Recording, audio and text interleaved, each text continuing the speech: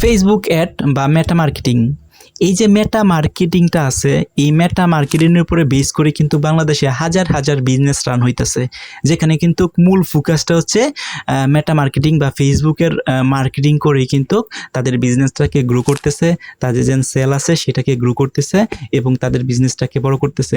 এখন এটা সবচেয়ে বেশি সম্ভাবনা হয়েছে ফেসবুকের কারণে, অর্থাৎ ফেসবুকের যে অ্যাড মার্কেটিং আছে সেটা।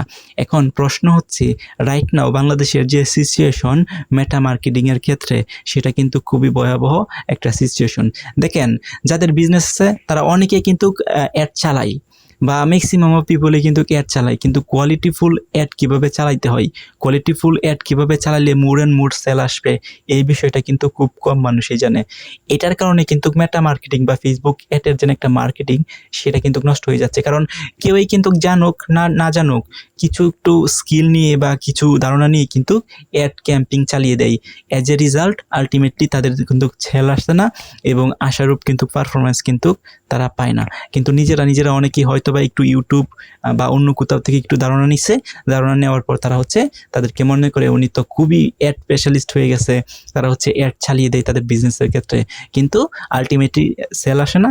তখন মনে করে অনলাইন বিজনেস কোনো কিছু না, অনলাইন বিজনেসে আসলেই সেল করা যায় না, প্রফিটেবল হয় না, এরকম একটা ধারণা নিয়ে কিন্তু অনলাইন থেকে তারা সরে যায় বা তাদের যে বিজনেসটা আছে সেটা কিন্তু সেখান থেকে সরিয়ে নিয়ে যায়। সো এটা করার জন্য কিন্তু আপনার বিজনেসটাকে গ্রো করার জন্য মেটা মার্কেটিংয়ের কোনো বিকল্প কোনো কিছু নাই, বাট যে অ্যাডগুলো চালানো হবে সেটা কিন্তু কোয়ালিটিফুল অ্যাড বা অ্যাড স্পেশালিস্ট যারা আছে, যারা হচ্ছে বিজনেসের অ্যাড কীভাবে চালাইতে হয়, কীভাবে চালাইলে কী ঘটনাগুলো ঘটবে এবং বিজনেসের ওভারঅল সব কিছু বুঝে যখন একটা অ্যাড ক্যাম্পিং চালানো হয় অপটিমাইজ করে, তখন কিন্তু মোর অ্যান্ড মোর সেল আসে, সেখান থেকে বিজনেসটাকে কিন্তু প্রফিটেবল করা যায়।